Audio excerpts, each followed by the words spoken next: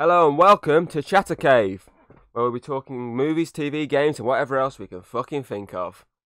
I'm your host, the Dragon King Thomas Hughes, and today I'm joined by former media student and voice from the previous videos of this week, Joshua Herbert. Evening, Joshua. Alright, I'm an idiot, so it might not be the best. Okay, so today we're talking Jaws, released in 1975 by director Steven Spielberg in one of his earliest work. A movie that essentially put this man in contention for many other major motion pictures like Indiana Jones, E.T., and Jurassic Park, to just name a few. Jaws centres on a small community that is terrorised by a killer great white, forcing the town's chief to hunt this beast down no matter the cost. Okay, so we're going to delve straight into this. The opening scene, Mm-hmm. and we're looking at that buzz. I mean, as you said, we watched it together. As we put in notes, that you said that scene, the start is iconic. It is, because it just essentially lets the audience know what to expect from the rest of the movie. It's a killer shark film, but it builds up. It's not like gets in the water, eaten straight away. Yeah. It builds it. It builds the tension. It makes you sit at the edge of your seat, thinking, "Shit, when's it gonna happen?" Especially when that iconic score hits, that dun dun dun dun dun dun dun dun. Easily, probably my favourite John Williams soundtrack. Yeah, I mean, it lets you know this is when the shark's going to attack, so that you build that in your mind. Exactly, you're pretty much waiting for it to happen, but you're just like, when is it happening? Because it's just building up, it's getting louder and louder and louder. And sometimes, as pointed in other parts of the movie, it actually stops. The sound stops completely, and you're just like, okay, what's happening? And then it dun dun dun dun dun again. Yeah, to help build up the paranoia. Exactly, just like essentially putting you in the shoes of the main character, who is completely paranoid. I just let my voice whistle then. I sound like Mr. fucking Herbert. It essentially makes you as paranoid as he is. But I mean, that technique is something a lot of like Japanese horror films do, don't they? They have that set noise in the background to alert. This is when the monster's going to come up, and even though you know it's going to happen, it terrifies you. Like the Grudge, you hear the it's the croaking sound, if I remember correctly. Yeah, you hear the croaking sound. You're just like, okay, shit, where is this? It's a time where American cinema has actually done it good. Exactly. But before, obviously, it went downhill, uphill, downhill, uphill, downhill, uphill. It's a roller coaster. But yeah, I really love the opening scene, because it doesn't even really need any character building for it. It's just like, there's these two characters, both completely. Well, one's completely wasted. One, I'm not too sure. She could be, she might not be. Who knows? But it's just two characters. One's clearly going to be a victim. One's just this guy passes out. Yeah, and it's the build up of it just being all calm and everything. With essentially swimming out the water, doing a few laps, and then going under for a second. And he's like, okay. And then the music hits, and you're like, okay, this is where it's starting to get interesting. And then, boom, dragged under. Guy's completely passed out. He can't even hear it. And that's what makes that obviously quite an iconic scene, in my opinion. Yeah. And the fact about you don't see the shark. Yeah, and in my opinion, it took years and years before anyone could even match that sort of opening sequence. Oh yeah, definitely.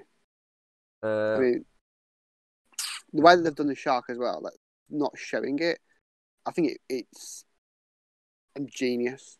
Like in most of the scenes, you only see it briefly, if you ever do see it, until the end part. We'll talk later. But when you don't, it builds this mystery in the audience of the mind, and it makes their imaginations go wild. Like they know it's a shark film, but what they're picturing in their head could be like 10 times terrifying than what they would actually see. Exactly, but obviously we know the reason behind the less shark is obviously issues with the mechanical creation or monstrosity, as some might call it, on set. Yeah, and it wasn't exactly the best looking thing. There is that, but obviously I think that sort of worked in their favour. It made the movie 10 times scarier. than any of the shitty B movie shark films that you've showed me What, at the times. what was it? Ghost Shark, which you somehow enjoyed. Yeah, I mean, Mega Shark vs Crocosaurus, which was a pile of shit. Sharktopus versus Werewolf was the other one. Yeah, which we did not talk about because that was awful. It was funny awful though. Yeah, it was more funny awful than Mega Shark. Oh, definitely. Obviously, then the Sharknado and the sequel, which are funny enough to enjoy. Yeah, they're enjoyable, but they're not like Jaws. pieces of art. They're not like Jaws, basically. Yeah. Okay, so on my notes, the next thing I have down is the location setting of Amity Island, which I think is a perfect setting. Definitely. I mean, not just because obviously it's got a beach and an ocean, which you need for a shark movie, unless you can have a land shark. But I mean, as we spoke when watching it, was the fact it's an innocent town. That's nothing's ever bad happened to this town, and then that we know of, you get to be shocked at the same time. They're getting the shock of we've got a shark. Yeah, which works massively in this movie's favour. And it definitely helps motivate most of the characters as well, because they want this particular perfect sea time, and they'll do anything. Exactly. To make it that. Look what I've got next. I've got down about Chief Brody being an entertainer from New York. Oh yeah, that definitely works as well. For the fact that obviously they could have easily had him an islander. Had him obviously born and bred on Amity Island, but they didn't. They had him born in New York and then moved to Amity Island years later with his family. And that massively works to this movie's favour for the fact that it shows the town never truly 100% trusted him with their safety.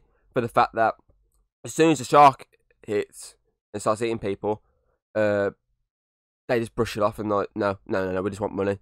We just want to think of our town's economy rather than our town's safety. That's why I think their characterization is brilliant, because they show here all the people that are more worried about losing money than safety. I mean, they're all complaining about, when am I going to open the beach? I need money for tourism. They don't realise there's a shark.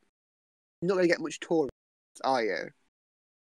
I think the fact that the mayor is the worst of this is one of the reasons the town is like this. Because obviously he'd push it on them saying, "Oh, if the beach isn't open, you lot aren't getting any money." And I'll be thinking, "Oh shit, you're right." And obviously, because he's an authority figure, the town trust him. Yeah. And what I've written down about obviously him preferring money over safety, I've put about the fact that sometimes obviously people's safety is a lot bigger than the money. Oh yeah, definitely. In earning, which obviously is related to the current crisis in the world. It hits more home now more than ever than it did back in 75, was it? Yeah. And so the mayor, I think, where they made him as a scumbag, it makes you think as well, is this the only bad thing to happen that he wants to hide? Because he keeps complaining about how it would affect the town, and it makes you wonder if perhaps some things have happened that he's hid away to make it look a perfect city. It's not exactly. And obviously, when we sit through Jaws 2 at a later point for next week's video, you'll see he's the exact same character. They pretty much don't change anything about him, even though all this has happened. They say shark again, and he just ignores everything. He's like, no, there's no shark. We've already dealt with that situation. Even though it's obviously proven again, more bodies. No shark. Yeah. You'll get to see the exact same side of him, which obviously we'll talk about more next week. What have I got next? The first moment everyone notices the shark, which is about 15 minutes just over that into the film, when obviously they kill the kid, which I can't remember his name. I'm going to Google that right now. So while you talk, I'll Google.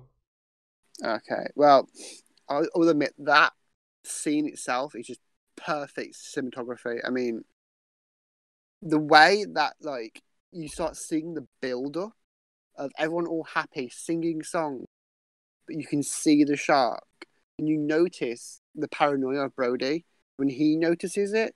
Wait, That it's not just that zoom. though. It's if you think about it, they build it up with other scenes of like people in the heads popping out the water and him thinking, Yeah, "There's a shark there." Obviously, that old man who gets his head pops up and you see the black of what he thinks is a fin, and obviously it just turns out to be his swimming hat. yeah. The scenes like that obviously builds up the paranoia, not just in Brody, but in us watching it. Yeah. And then obviously then when the shark does hit, and I've got a name, attacks Alex Kintner. I don't know how to pronounce it actually. And not just him, obviously the dog. You don't see that, thank fuck.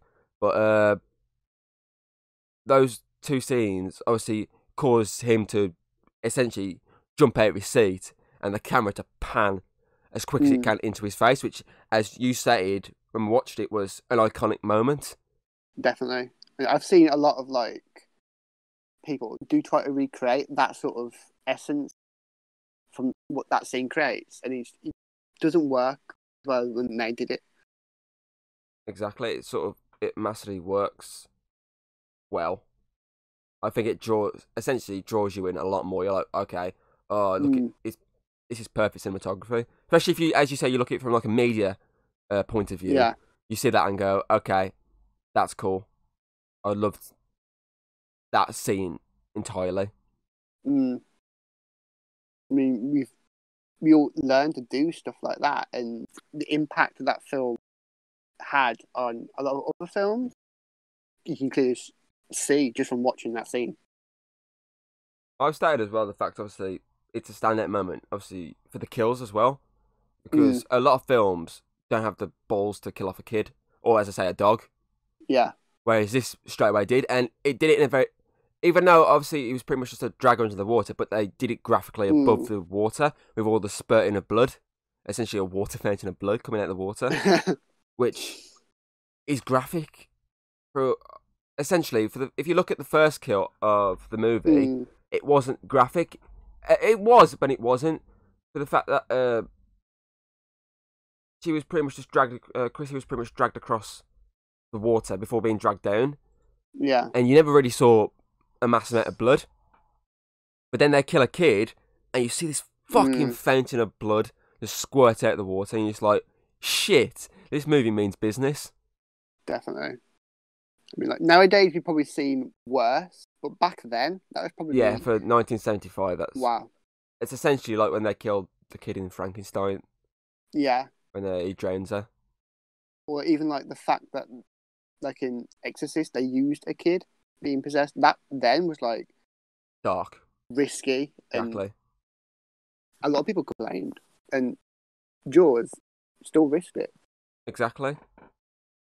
It was definitely worth it. What else we got now? So we move on to the next bit, which was that was when they were talking in the town meeting, was it? Yes. When, as you stated, they're thinking more money. When he says, "Yeah, we're closing the beach," and they make the comment of closing the beach for a week. Was it a week? He said, or was it? Yeah, he said a week. The mayor said 24 hours, and they complained it's closing it for a week. It's like closing it for 3 months. Again, thinking more of the money side than the safety of everyone in the town. Jesus Christ, a kid just died in front of everyone. His mum is completely destroyed now over this death. So why are you still thinking money rather than safety? And on top of that, didn't they say about the bounty they're going to put out on the shark? Yeah. One of them cracks a joke, which causes everyone to laugh. And he's like, this isn't a laughing moment. Which is pointed by the one sitting at the front. She states that wasn't funny. Because I think it's you're making it in cash or check or something like that. Is something along that line? Yes, it was. And obviously she then's like, that's not funny. Which it isn't. Because you've just seen, as I said, a kid die and you're cracking a wisecrack. Which you don't.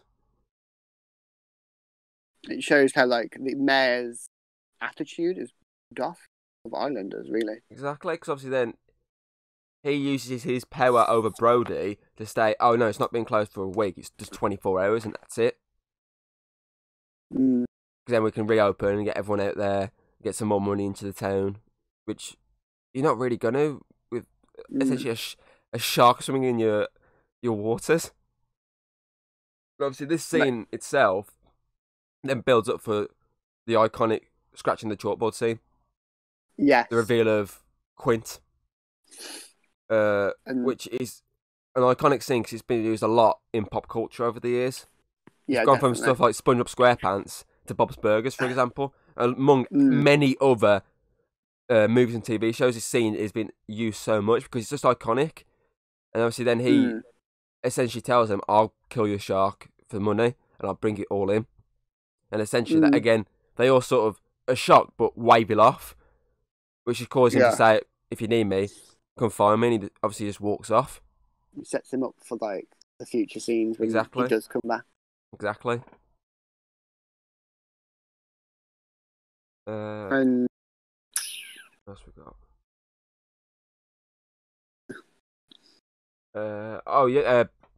Talking about the movie knowing when to calm the audience a bit by actually chucking decent comedy and not the comedy of is it cash or check?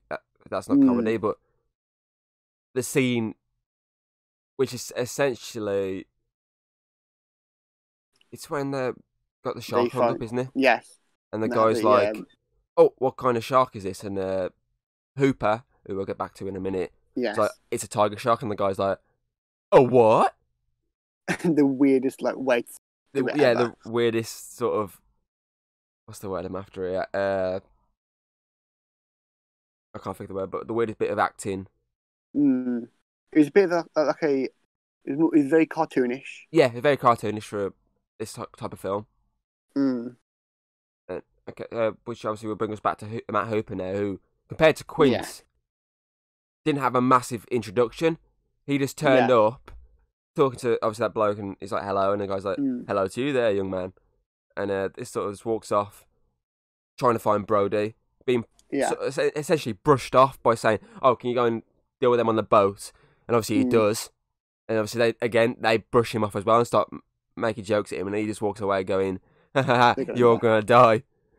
Yeah. And obviously he goes to Brody and tells him, "Yeah, these guys are fucked." So they send out, obviously, his deputy to go and deal with him. While he essentially then goes, "Oh, I'm Matt Hooper." And he's like, "Oh, you're the oceanologist?" And he's like, "Yeah." Yeah. Again, compared to Quint, that isn't a massive introduction. For what is a big character. Exactly, because obviously, essentially, along with Brody and Quint, Hooper is one of the three essential characters in this movie. For someone getting, exactly. Someone getting this tiny introduction. It's not like a sort of Spider-Man in Civil War. Yeah.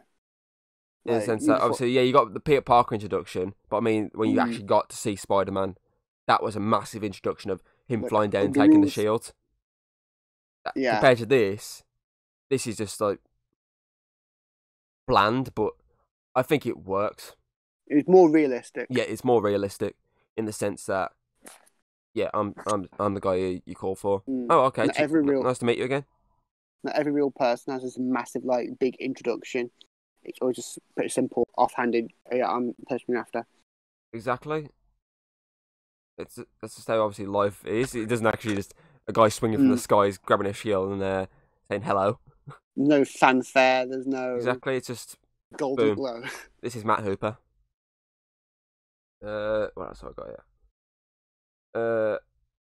I've spoken about the pacing as well in my notes. For the fact a lot of movies struggle with pacing. They either go too quick or too slow. But I think this movie does it just right. That's right balance. It gives you the shark attack straight away, then cuts away to give you some bit of character building, then gives you another shark attack like about 10 minutes later, again slows down a bit for some building, and then gives you more and more scenes and slows down constantly. So it knows when to give you a scene, slow down a bit, and give you another moment that you'll remember. Which a lot of movies, as I say, struggle with, whereas this, I think, has got it perfectly. Yeah, they don't shy away from building characters.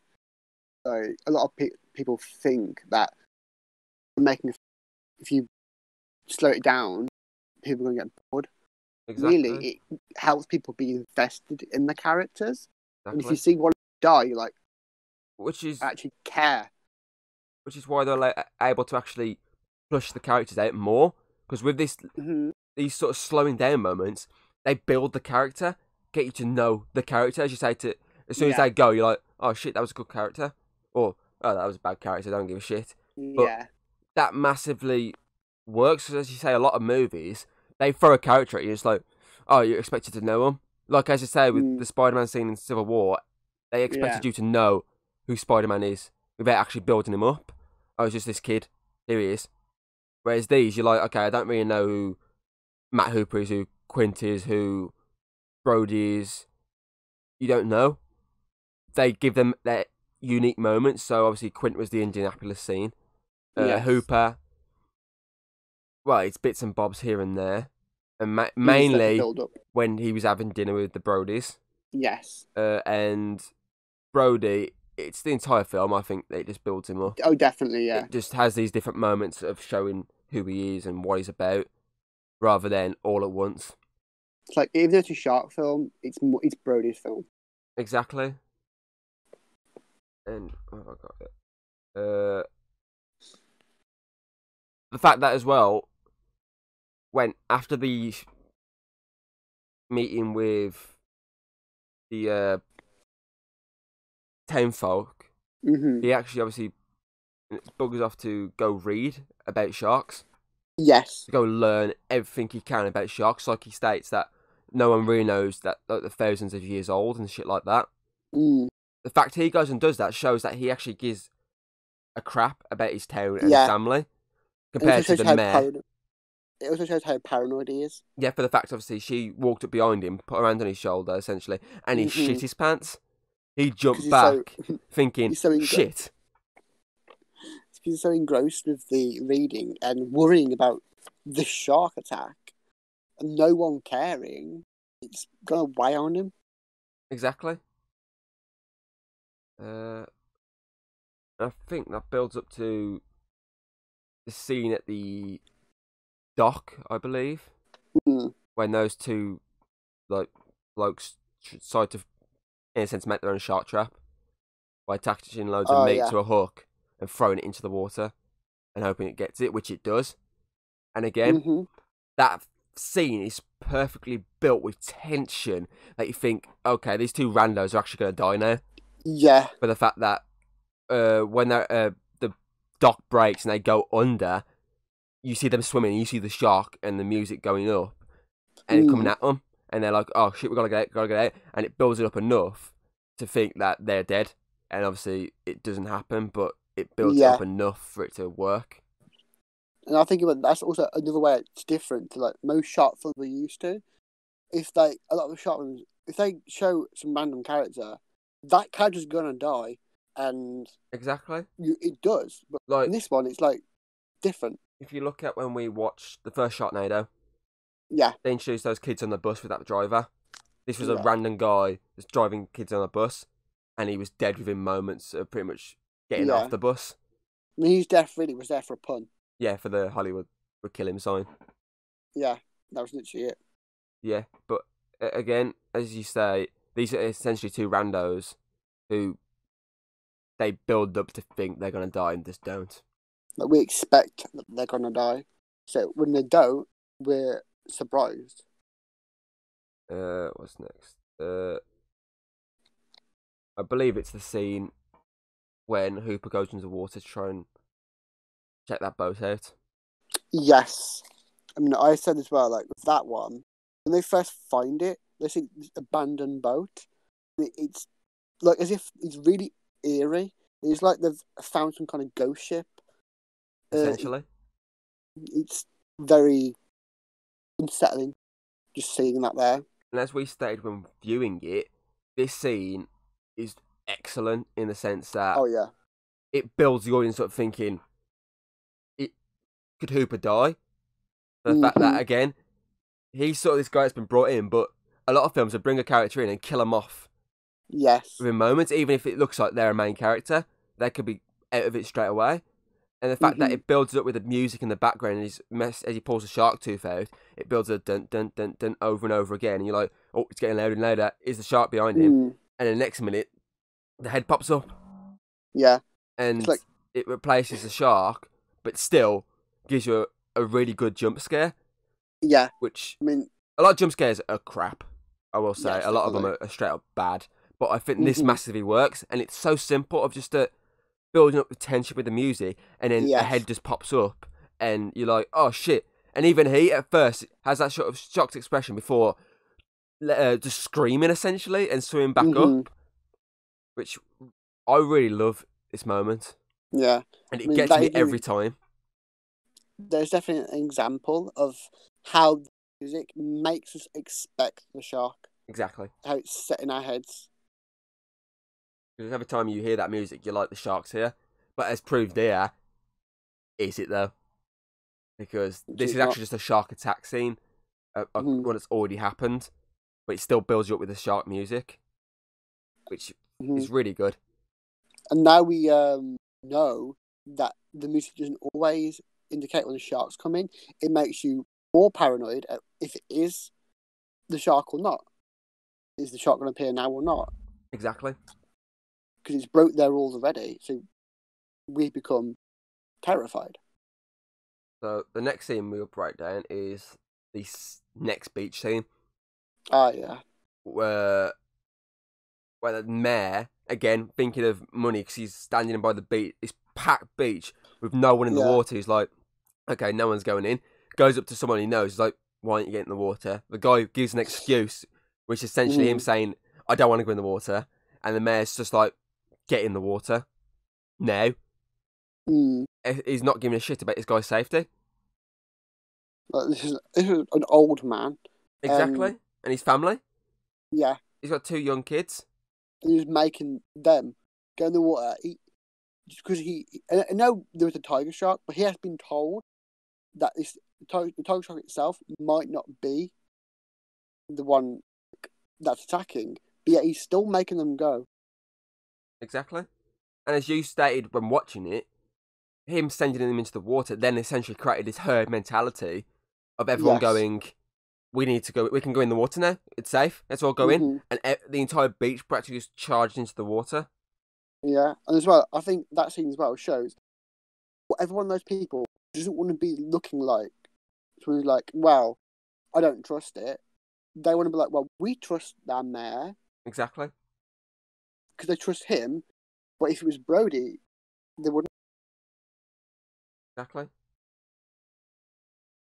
I mean, and the scene when they actually see the shark again, what they think is the shark. Yeah, and you see that the woman spots obviously the fin and she yells shark. Yes. And everyone's like, get out the water, and everyone just charges.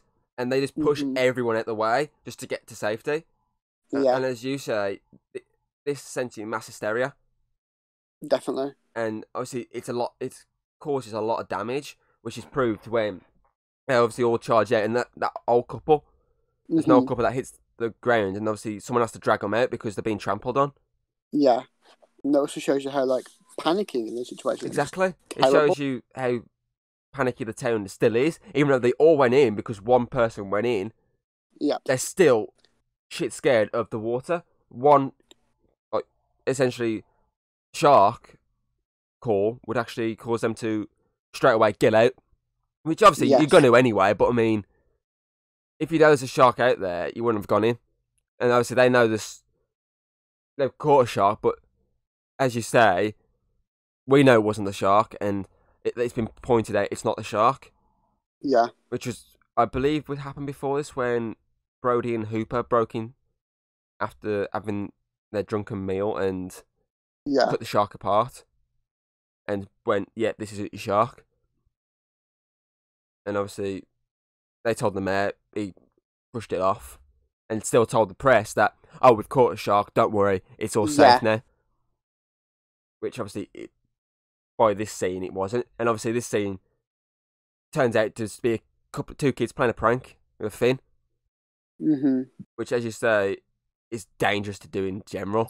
Definitely, because it shows, it was like the Crow situation. Yeah, Boy Crow Wolf. As that's exactly. happening, another girl noticed the actual shark. Yeah, in the, but as in you, the pond everyone area. is preoccupied with this. Even all the police boats, they're all surrounding this bin, guns pointed to obviously the reveal of, oh no, it's just two kids.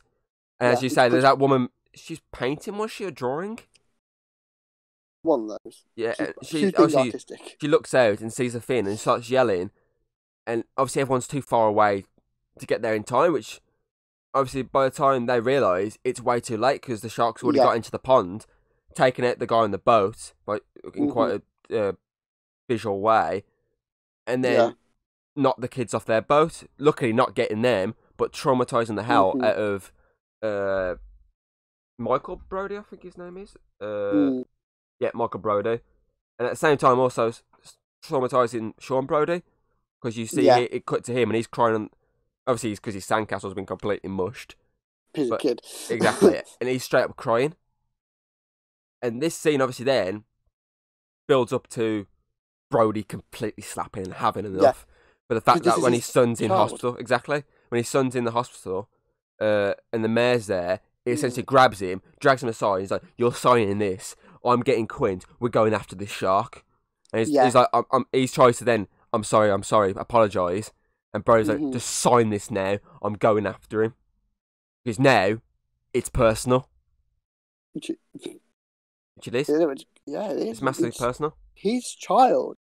What any parent would do it. Even though he was worried before about losing his job, now he doesn't give a shit. Exactly. Now, he wants this shark dead.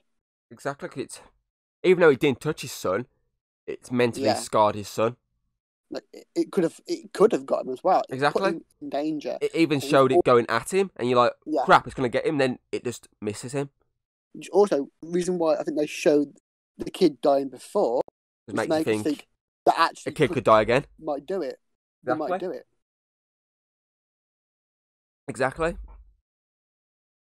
And obviously then, this builds up to him hiring Quint, showing a bit of tension between Quint and Hooper, which obviously is something that happened in real life. But the two actors never got along whatsoever.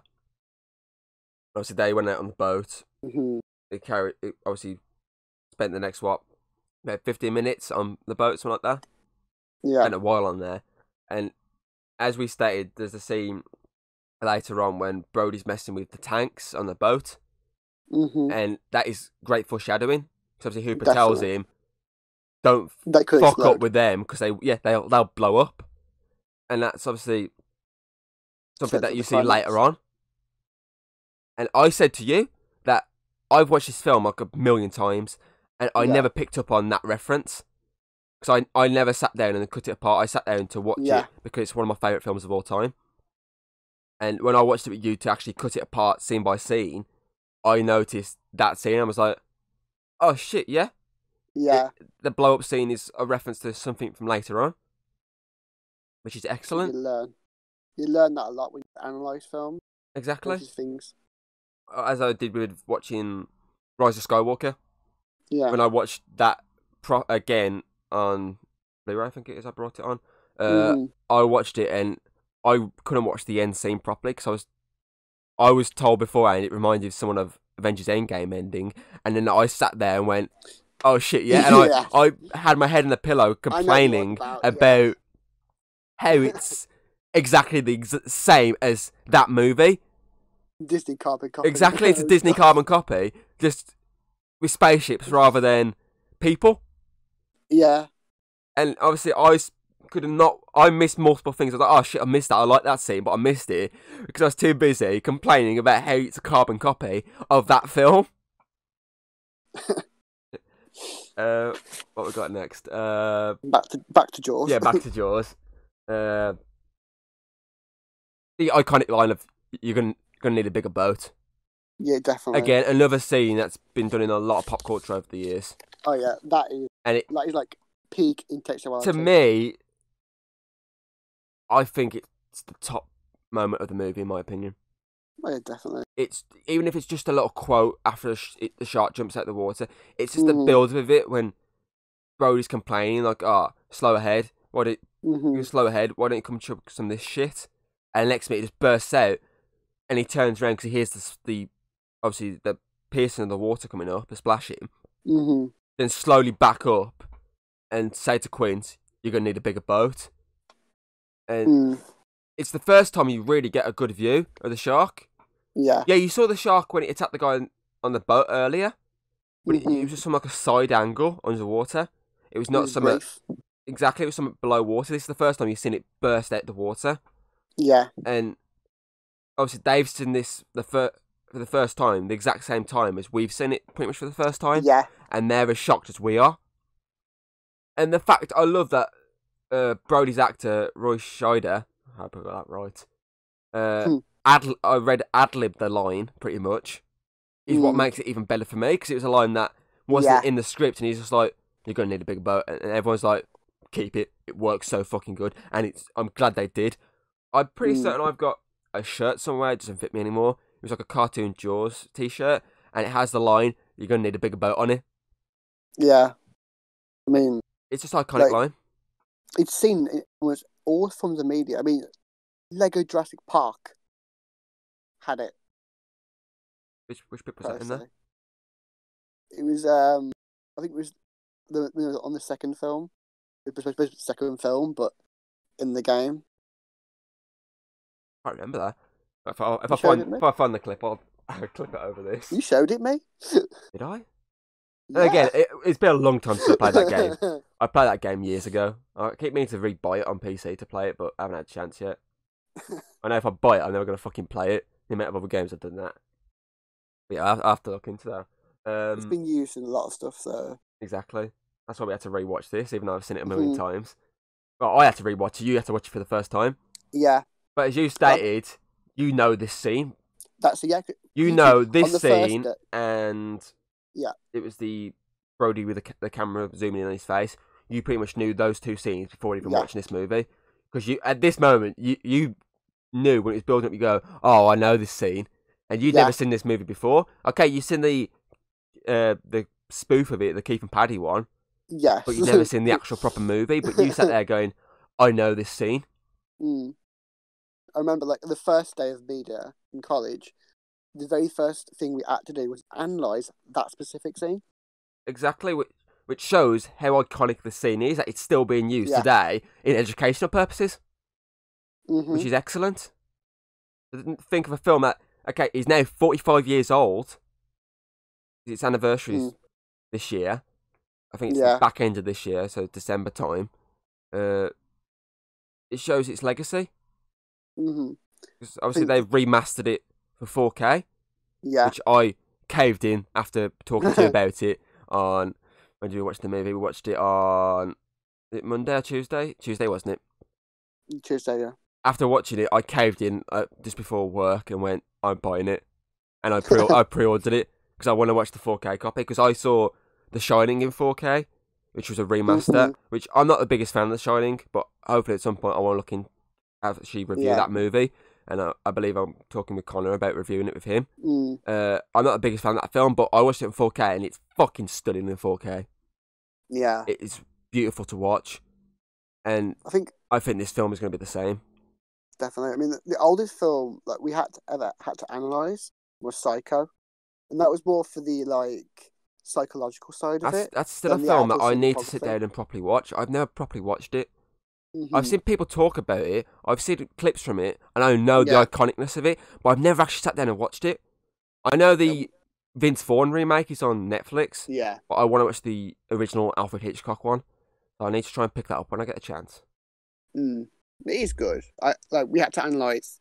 I know it's good. It's a classic. As I say, everything I've seen from clip wise, I know it's a good piece of cinematography and a good movie. It's probably obviously Hitchcock's best movie.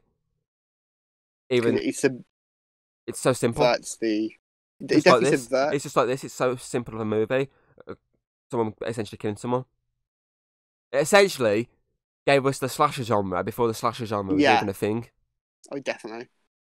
And it obviously brought, even though I'm pretty certain he did stuff before that, it brought Hitchcock to a more front and centre view, like Spielberg with this. Yeah, definitely. Obviously, Spielberg done more before, a couple of things before this, like he did Jaws, which Jaws is basically Jaws but with a truck. Yeah. But this is what brought him onto the map. with like Psycho for Hitchcock.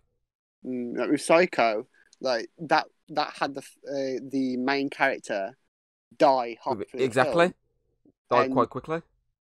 which sets like a different that whole new way of filming and doing storylines, just like how Jaws, like, which showed that you can actually film A movie anywhere. on the ocean. Exactly. It shows you can film a movie on the ocean, which we obviously pointed out just a bit later on in the movie, the fact that them filming it on the ocean added realism to the movie. Definitely. Because it actually made you feel seasick. Yeah, even though you weren't on the boat. Around. Exactly. Even though you weren't on the boat, the way they shot the movie with the camera bobbing around made you sit there and be going, "Oh, actually, I'm feeling really sick now watching this movie." Yeah. Oh, can you stop bobbing the cat? Or it's almost as bad as watching Cloverfield. a movie that I slowly, gradually came to enjoy.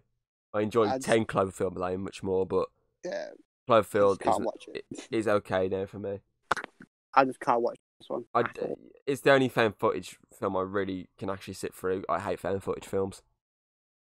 Which, as you say, is the irony for the fact that exactly is the only thing we can actually make at the moment. And on top of that, obviously, I did that trailer for your sister, which was a found footage horror movie. And that's obviously you said I was ironic. I hate found footage, and yet I did that. I'll take any acting gig. I don't give a shit. Money. Well, I didn't even get paid for it. I got offered treats, but I decided not to take them. All I got in the process was drenched. Okay, so the next scene we spoke about was the scene when they're drunk and singing. Obviously, the build-up of Quint. Yes. By giving us the Indianapolis scene, where he obviously explains that he was on the Indianapolis because they were showing it was scars, wasn't it? Yeah. They were showing obviously the scars from obviously other shark attacks and shit like that. It's the only time Hooper and Quint ever bonded was because they were pissed out their minds comparing scars. Essentially, them comparing dick sizes. Yeah. And each trying to one up the other, which obviously led to Hooper spotting a scar on Quint and saying, "What's that?" And Quint going, "Oh, it was a tattoo. I got it removed." And he's like, "Oh, what's it say? Is it something like it say mom or something like that?" Yeah. So he pissed himself laughing. He's like, "No, he said the Indianapolis." And then Hooper's comedy dropped instantly, which works so well. Because this scene takes you out of the movie, but it still gives you that serious tone. But the fact they have this little joke, and he makes one comment, and then he's like, back to seriousness. And then it obviously grows Quint's character by explaining that he was on, obviously, the Indianapolis when it went down, and they were basically terrorised by sharks. Yeah. And then it knows then to quickly go back into a bit of comedy in the fact that he, at the end, he's like, "Oh, we delivered the bomb, though." And then they start having this little sing-song of an iconic moment, the tired and I want to get to bed scene. Which is also quite terrifying. Yeah. Because you know, where's the shark? Exactly. And on top of that, you keep seeing it cut to the bit of the boat with it breaking the boat. And you're like, they're here having a little laugh and a joke, banging the table and everything. And at the same time, the shark is trying to break into their boat. But as we stated, this is a welcome break to slow the movie down a bit, to add a bit more character development and just a bit of fun to this movie. But whilst watching it, you're still kind of tense because you are thinking the shark's still out there. You're anytime. You're in the same sort of zone as them, and you're having this little. You're like, "Oh yeah, this is nice, little relaxing," and at the same time, the back of your head, you're like, "But where is the shark? Where is Bruce the shark?" I can imagine is what's going through Brody's head during it as well. Even though again, he's straight up pissed at his mind as well, banging as well. Because when they're all comparing the scars, he's the standing back. He's like, he's there, sort of, something is going through his mind, like kind of could be relaxing, but what if it's out there? Exactly. Because you can see he didn't want to take part because he looked at himself, which would mean he had a scar himself. He didn't want to show it. Yeah, because he had a little nose, didn't he? He had a little look at it and covered it quickly. He's like, no, not gonna get into this. I'm actually on guard duty here. But then, instantly he lets his guard down and joins in with the sing song. I think because of the whole heartbreaking story of Indianapolis. Yeah, just probably kicked it out of him. He was like, "Oh my god!" Yeah, Which fuck it. probably did to all of us as well. Exactly. I'm The gonna audience, have a they were drink like, with you "Oh," guys and have a little laugh now. which involves in the shark going back. Exactly. And obviously then that led to the fact that, as we stated, all these scenes on the boat, including the bit when Brody accidentally gets Hooper trapped between the rope, Yeah. as we stated, it shows how amateur Brody is when it comes to working on the Oh boat. yeah, definitely. Yeah. We know Hooper and Quint are both decent working at the boat. Obviously, Hooper, he was a diver. he was a diver, and obviously he was steering the boat a lot of the time. Yeah. And he could still tie a rope, even though obviously at first He's it's like, rusty. oh, he's rusty, but he gets used to it. Quint, obviously, as you say as well, he's a good captain, knows how to Yeah. move steer the boat, and on top of that, he knows how to fish and hunt a shark, essentially. Yeah. Whereas Brody, Yeah, it shows that he's been raised on land, but it's still foreshadowing. How useful he is. Yeah, and on top of that, that moment with the tank again when it rolls. Yes. It foreshadows again an important item that's going to play a role in the finale of the movie, without the audience truly knowing. Mm-hmm. Some might, but some won't. Some will see it as, oh, it's just a tank rolling around. Yeah. And they might think it's setting up the diving scene. Exactly. And I stated the fact that there's a scene when obviously the shark completely near enough destroys their vessel by attacking them, and Brody goes to call the coast guard, and then Quint just comes in with a bat and smashes the radio and gets in an argument with Brody. Now I stated the fact that Brody has gone from working with one scumbag who wants money money and reputation over safety to another, because obviously he went from working with the mayor who preferred the money and his own reputation over the safety of his people, and Quint did the same thing. He'd prefer the money and killing this shark than keeping himself, Hooper, and Brody alive. Essentially, this small moment, this bit of motivation from Quint, makes him Captain Ahab in the story. And obviously Bruce the Shark is Moby Dick. Yeah. Again, another story that has a lasting legacy over cinema. By it being used again here, but with a shark and obviously a shark hunter. What else we got? And obviously this then leads on to Hooper going in the water. He's realised, we've got nothing left now, but I've got to go in to try and jab him with a needle. Wasn't he one to jab him with? He's got like a really, really big one. Yeah, it's got like some sort of dosage in it, isn't it, to knock him out or kill him. And I like this scene for the fact it's built it up. Yeah. It builds him up as a smart character. Yeah. But at the same time, it makes you go, wait, he's not? For the fact that he has this really small, shoddy built cage. Yeah. And he didn't think, what if this shark is a lot bigger and stronger than the cage? He never thought that. And it proves, obviously, he's not straight up a smart character. At times, he's a bit reckless. He's arrogant about his own intelligence. Really, he's more facade in a way. Yeah, don't get me wrong. He is a smart character. Stuff, yeah. But it's just that this moment he won't accept that maybe he isn't as smart as he thinks he is. And obviously then the fact that obviously he gets attacked by the shark breaks his cage, he goes under even further, and you don't see him then for a while. So you're thinking, is Hooper dead or is he alive? Okay, you saw him survive and go to the bottom and hide, but the shark could have easily gone down and got in between this take and the next take. Like most films do, they kill a character off screen. And it's, even though it's a main character, it could still happen, which has been proved many, many times over the years. It could be killed off screen. But obviously then this leads on to the iconic Quint death. Yeah. Which I stated is straight up brutal. It's the most goriest they've done. Okay, so the first death, as I said, was just a straight drag around the top, drag under. The second death, obviously, was spurting of blood, but again, that was the only visual side of it. Yeah. The next death, again, it was dragged under. And then it comes to this death, which the shark bursts out of the water, obviously showing this shoddy-looking shark at times. Yeah.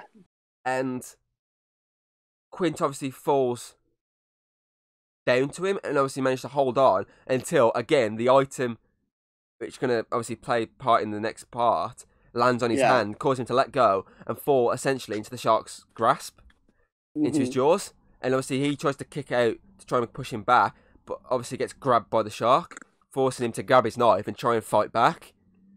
Again, brutal scene for the fact he's got blood spurting in his mouth. The shark is dragging him across this boat until you hear that crunch while he's screaming.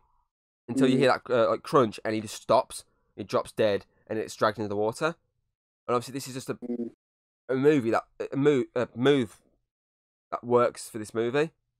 Oh, definitely. Because they could, as I said, they could have just done it a drag under the water or a slight scene, but they didn't. They went, okay, we've had all these slight sort of PG-ish deaths. We want like an actual get this 12 death in it. Obviously, over here it was rated 12, I believe. Yep, 12. So they want this moment of goriness that they can get away with, which obviously then leads on to Brody shining more. Definitely. And the fact that obviously the main shark he backs off into the cabin. Shark bursts through the water, from the water into the glass to smash through. Yeah, causing him to basically throw the tank, which has been obviously foreshadowing the entire time, into its mouth. Yeah.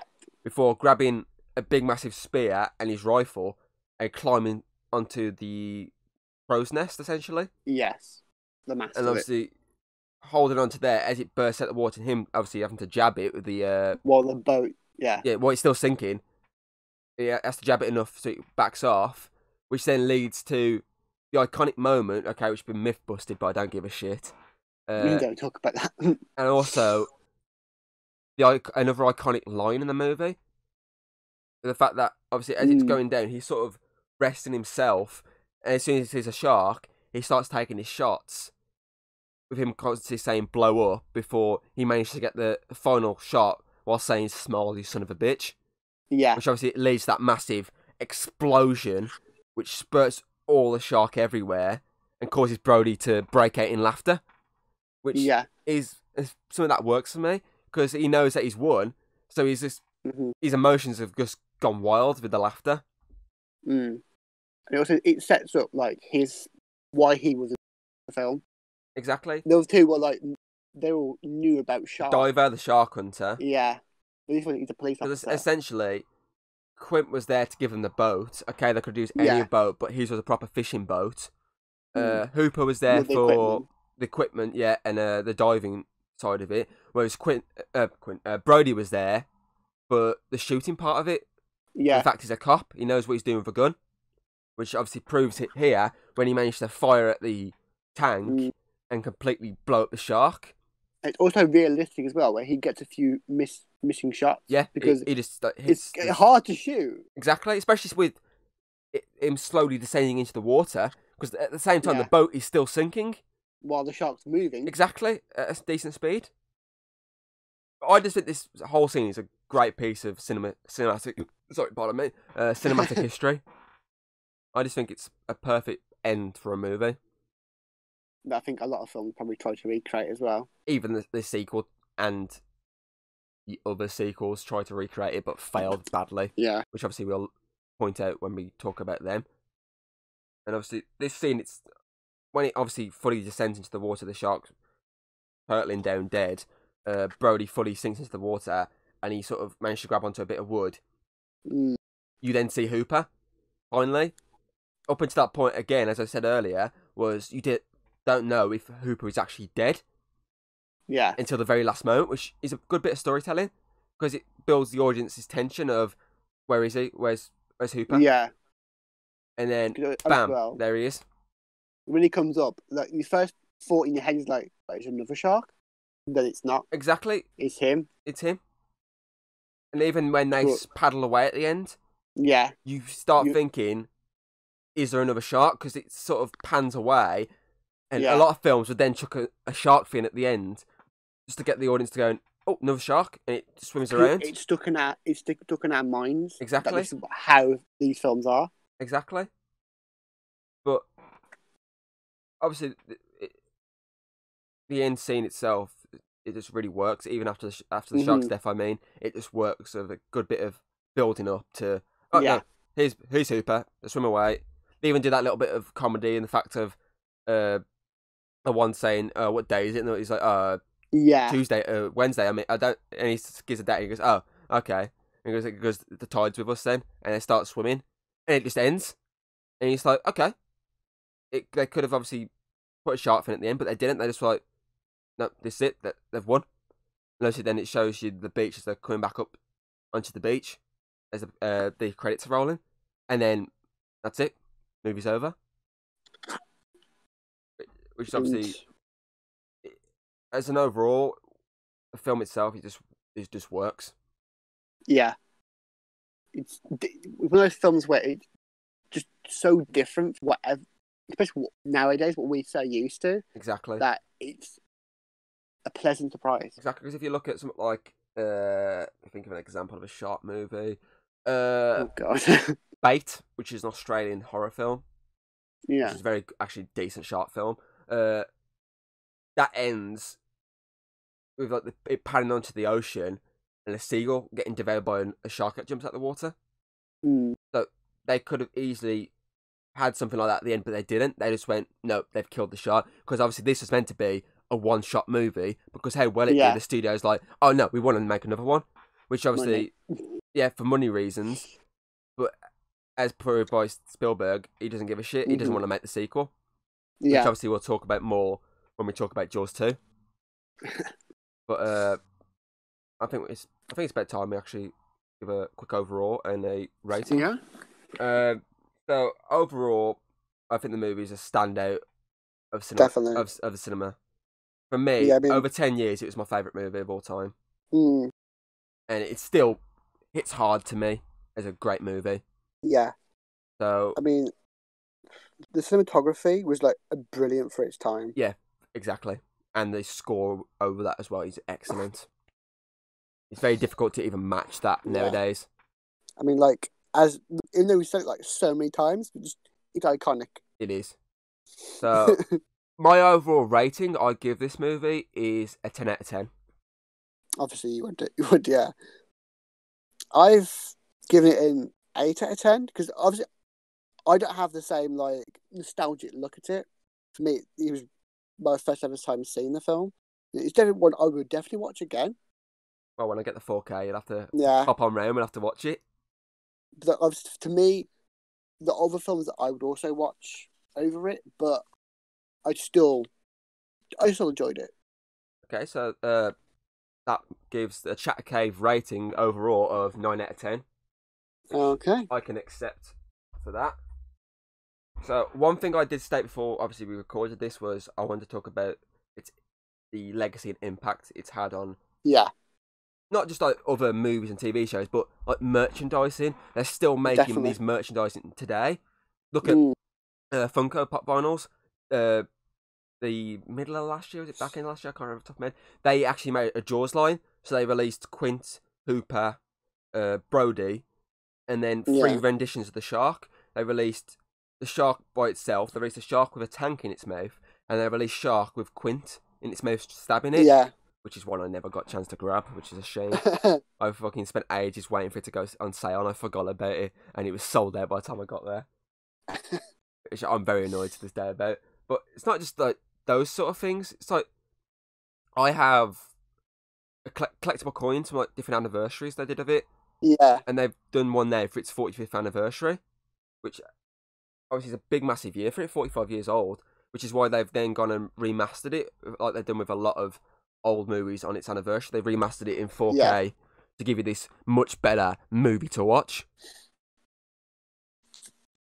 I mean, like for 45 years, it holds up. Exactly, it still holds up. And that's why I'm looking forward to seeing how the 4K version of it is. Yeah.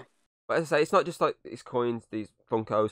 NECA, they're doing a line of Jaws as well, a cloth line. They're doing. I don't know. I can't remember if they're doing Hooper. They're doing Quint definitely. They're doing Brody definitely with some items with him, and they're apparently doing Shark down the line, a model of Bruce, which is great. But it's obviously not just them; it's like other things as well. It just has this lasting legacy over every side of media and just life in general. Because you look on TV, it's the first movie is always on at least a couple of times a year, which is great. And then the sequels, well, the lesser sequels, are usually on as well a couple of times. And even though they're a lot worse than this, the entire franchise itself has a lasting legacy that they can keep re-showing it, and people not get bored of this movie.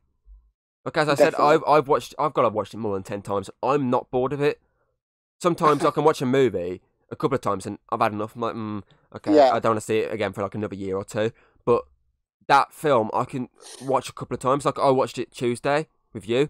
I could now go watch it Monday when it comes out in 4K, and I wouldn't give a shit that I watched it a week ago. Like for this, like Jaws probably like for the Harry Potter. Yeah, the Harry Potter them franchise every fucking exactly. day. Exactly. Give a shit. Essentially, Jaws is my Harry Potter. Yeah. Something you can obviously rewatch. But yeah, I just think it's just had this great legacy, and I'm happy that it was made and it still exists. It's still recognised today as a great piece of art, essentially. Like as I said before, it's still using education. Exactly, it's still using education. That shows how much of impact it had. So I think that's actually a good place to cut this. Definitely. So we will be back next week as we discuss Jaws 2. But until then, I've been your host, the Dragon King Thomas Hughes. And I have been forced here against my will, send help. Thank you for that, Joshua. And this has been Chat Cave Reviews. Have a good one.